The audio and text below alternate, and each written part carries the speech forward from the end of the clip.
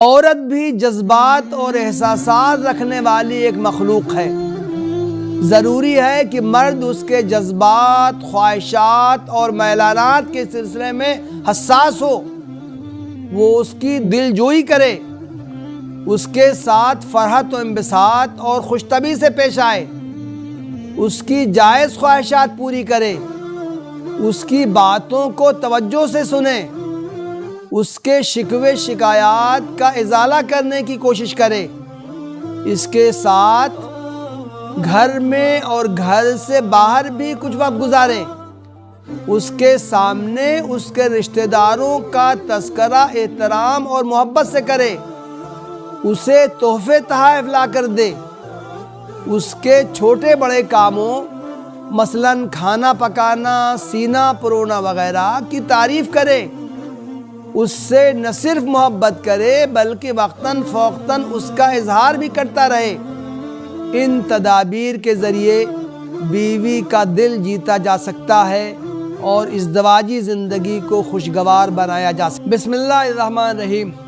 نکاح کے ذریعے خاندان کی جو اکائی وجود میں آتی ہے، اللہ تعالیٰ نے اسے زوجین میں سے ہر ایک کے لیے باعث سکون و طمانینت قرار دیا ہے۔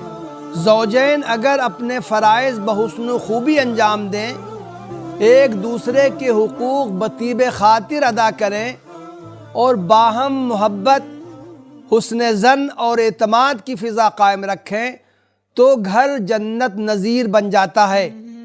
لیکن اگر وہ اپنے فرائض سے غفلت برتیں، ایک دوسرے کے حقوق سے بے پرواہ ہوں اور ان کے باہمی تعلقات کی بنیاد سوء ظن، شک و شبہ اور بے اعتمادی پر ہو تو ان کا ازدواجی سکون غارت ہو جاتا ہے اور گھر جہنم کا نمونہ پیش کرنے لگتا ہے۔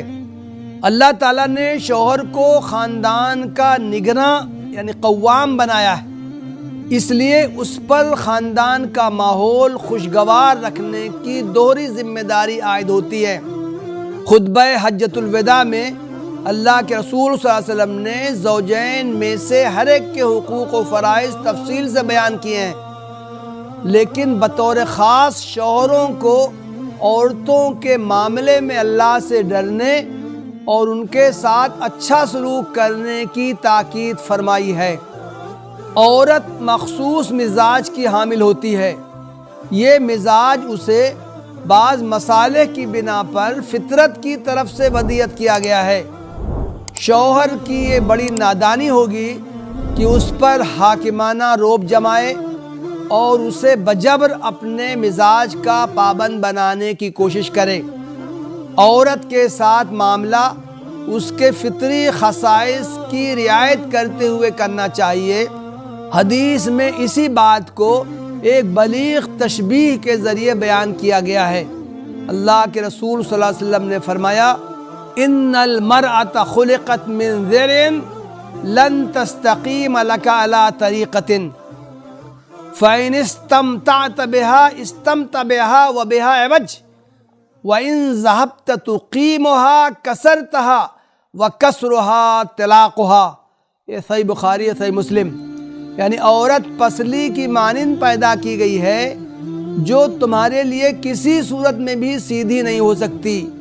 اگر تم اس کی کجی برقرار رکھتے ہوئے اس سے فائدہ اٹھانا چاہو گے تو فائدہ اٹھا سکو گے، اور اگر اسے سیدھا کرنے لگو گے تو اسے توڑ دو گے، اس کا توڑنا طلاق ہے۔ بخاری اور مسلم کی ایک دوسری روایت میں اس حدیث کے شروع اور آخر میں دونوں جگہ حضرت صلی اللہ علیہ وسلم نے استوصوا بالنساء فرمایا ہے، یعنی عورتوں کے ساتھ اچھا سلوک کرو۔ عورت کو ٹیڑھی پسلی سے تشبیہ دینے کا مطلب یہ نہیں کہ اس کے ذریعے عورت کے کسی نقص اور عیب کی جانب اشارہ کیا گیا ہے، بلکہ اس سے مراد یہ ہے کہ جس طرح پسلی کو اس کی فطری بناوٹ پر باقی رکھتے ہوئے ہی اس سے فائدہ اٹھایا جا سکتا ہے، اسی طرح عورت کے فطری خصائص کو ملحوظ رکھتے ہوئے ہی اس کے ساتھ خوشگوار تعلقات قائم رکھے جا سکتے ہیں۔ ہر شخص میں کچھ خوبیاں ہوتی ہیں اور کچھ کمزوریاں۔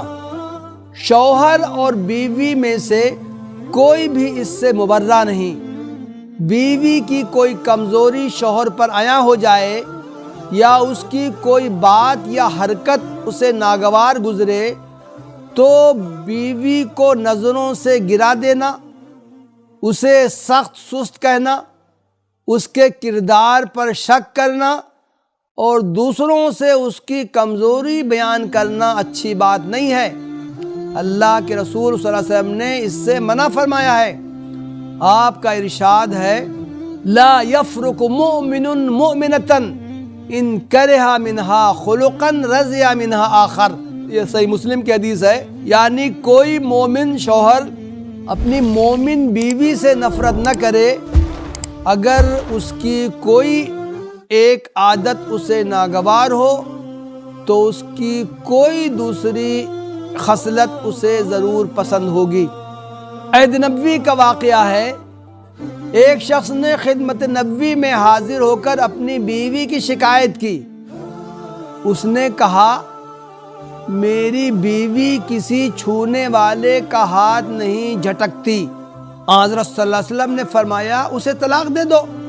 اس شخص نے کہا میں اس کی جدائی برداشت نہیں کر سکتا۔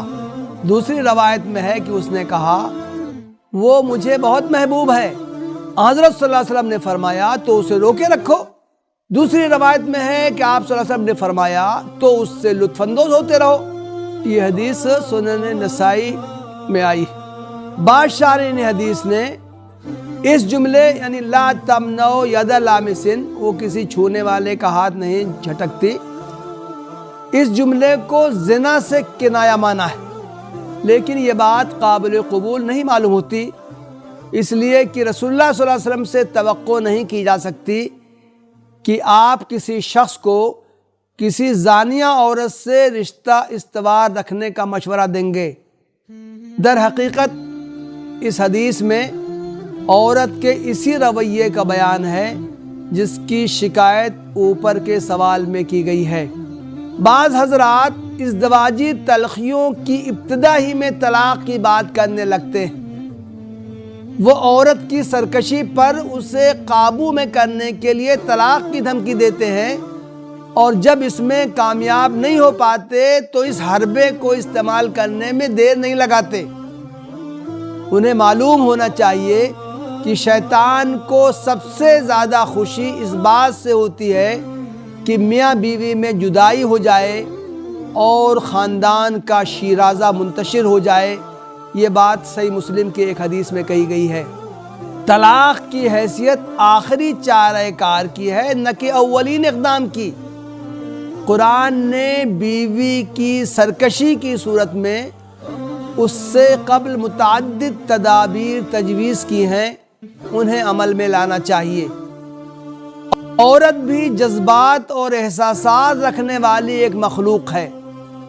ضروری ہے کہ مرد اس کے جذبات، خواہشات اور میلانات کے سلسلے میں حساس ہو، وہ اس کی دل جوئی کرے، اس کے ساتھ فرحت و انبساط اور خوش طبعی سے پیش آئے، اس کی جائز خواہشات پوری کرے، اس کی باتوں کو توجہ سے سنے، اس کے شکوے شکایات کا ازالہ کرنے کی کوشش کرے، اس کے ساتھ گھر میں اور گھر سے باہر بھی کچھ وقت گزارے، اس کے سامنے اس کے رشتہ داروں کا تذکرہ احترام اور محبت سے کرے، اسے تحفے تحائف لا کر دے، اس کے چھوٹے بڑے کاموں مثلاً کھانا پکانا، سینہ پرونا وغیرہ کی تعریف کرے، اس سے نہ صرف محبت کرے بلکہ وقتاً فوقتاً اس کا اظہار بھی کرتا رہے۔